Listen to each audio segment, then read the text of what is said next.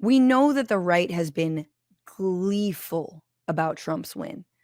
This is not, let's come together, let's rule for all people, let's consider the working man's issues. No, this is rich fascists celebrating the fact that a convicted rapist was just reelected to the White House. That is what is happening right now. It is gloating, it is gnarly, and it is racist and sexist. Hundreds of Black Americans, specifically students, have been receiving text messages threatening them in the wake of the election with a joke tweet. Typical MAGA lulz. You must report to the plantation by 5 o'clock. These are the text messages people are getting. Where's our Democratic leadership talking about that? Who's talking about that? Where are they? Who's supporting these Black students? Or are they worried about those Black students going out and protesting for Palestine? So not only that's happening, but of course, you're getting fun little tweets from people like, sex trafficker Andrew Tate, tweeting things like, I saw a woman crossing the road today, but I just kept my foot down. Right of way, you no longer have rights. Or John Miller, women threatening sex strikes like LMAO as if you have a say. Or just quote tweeting a random person, someone saying, I'm just a girl standing in front of the world asking for a president who isn't a rapist. And Andrew Tate, request denied. And then people, they'll be bred willingly or unwillingly. It's their choice. I mean, this is obviously, it's on X. So it's the platform of preferred platform of Nazis and rapists. But like, this is disgusting. Like, this is what we're dealing with, people. Come get your boys. Now, obviously, like, it's so funny that somehow this is seen as masculine. I don't even have consensual sex. Cool. So you mean you're not able to convince anyone to willingly sleep with you? Sounds like you're a big strong man. Sounds about right for your entire movement.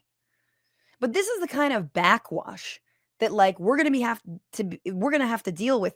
And not only that, but these people are on the inside of the administration. So here is a guy named Mike Davis. He's one of the many lawyers for Donald Trump.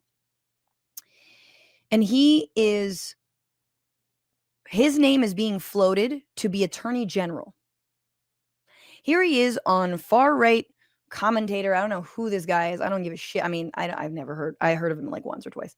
Benny Johnson. The reason I know of him is because he took a bunch of money from a Russian oligarch to basically talk about Russia lovingly and talk about Ukraine not so lovingly, and cast doubt on the U.S.'s support for the Ukrainian people.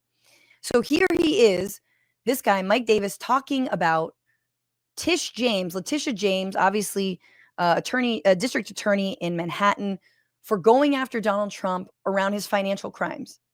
Let me just say this to Big Tish James, the New York Attorney General.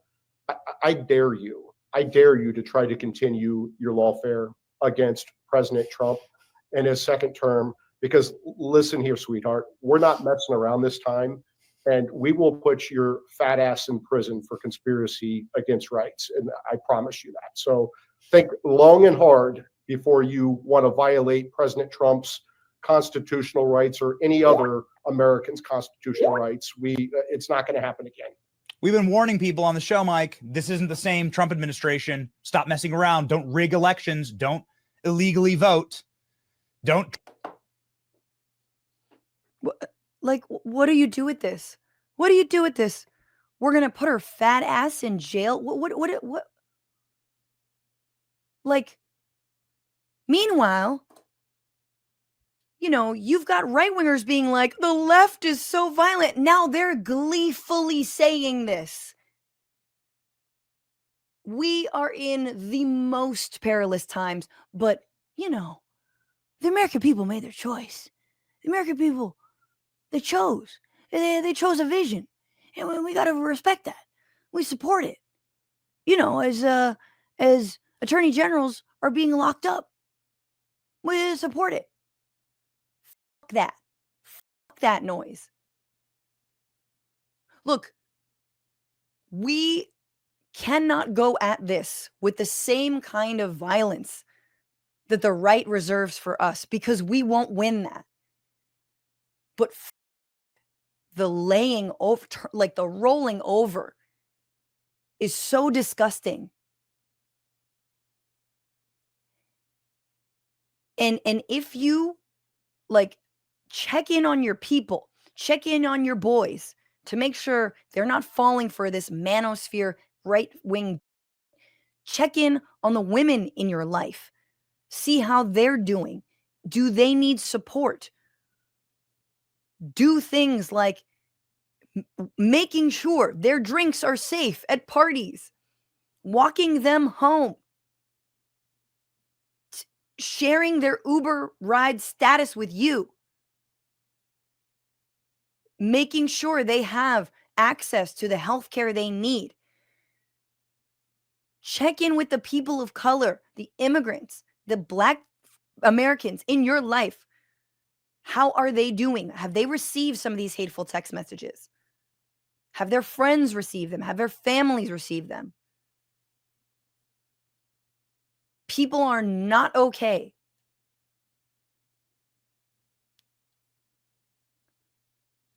And that's just the beginning, guys.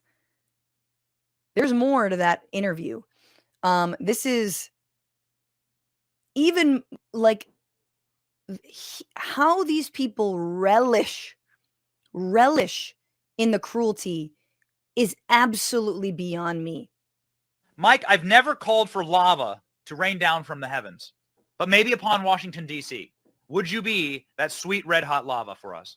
I've never been called sweet, and you call me Sweet Ginger. So I think I meant then. But during my 3-week reign of terror as Trump acting attorney general, before I get chased out of town with my Trump pardon, I will rain hell on Washington, D.C. We've talked about this, Ben. I have 5 lists. Before I get chased out of town with my Trump pardon, what does that mean? That that he's already planning for in 4 years when they get, booted out of there, or if they ever. Okay, so listen, he has a list. I have a list. These people are. It's like there's new Stephen Millers we didn't even know existed. Ready to go, and they're growing. List number 1, we're going to fire. We're going to fire a lot of people in the executive branch, the deep state. Number 2, we're going to indict. We're going to indict Joe Biden and Hunter Biden and James Biden and every other scumball, sleazeball Biden, except for the 5-year-old granddaughter who they refused to acknowledge for 5 years until the political pressure got to Joe Biden. Number 3, we're going to deport. We're going to deport a lot of people, 10 million people and growing, anchor babies, their parents, their grandparents. We're going to put kids in cages. It's going to be glorious. We're going to detain a lot of people in the DC Gulag and Gitmo. And list number 5, I'm going to recommend a lot of pardons. Every January 6th defendant is going to get a pardon, especially my hero Horn Man. He is definitely at the top of the pardon list. There is a difference between Benny Tool-ass Johnson and this guy, Mike Davis.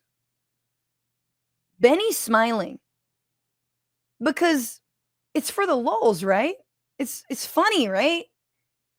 It's just, we're trolling, right? Aren't we just trolling? This is not trolling. He is 100% serious about deporting people and their mothers and their grandparents.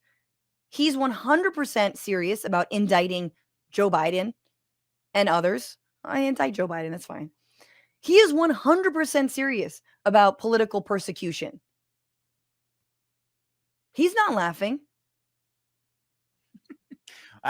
We actually went out and have some upcoming content with Jacob Chansley. We did a podcast interview with him. Went out into the desert. We wanted to learn about shamanism, so we went out into the desert with him. We'll be releasing that video pretty soon, actually, and I think you'll like it quite a bit, Mike. What the I didn't even know. At one point in this interview,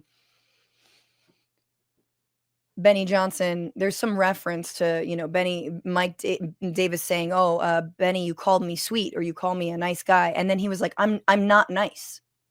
I'm not. I've never called myself nice." Again, they don't care about appealing or putting on airs. They are just fascists. It is mask off.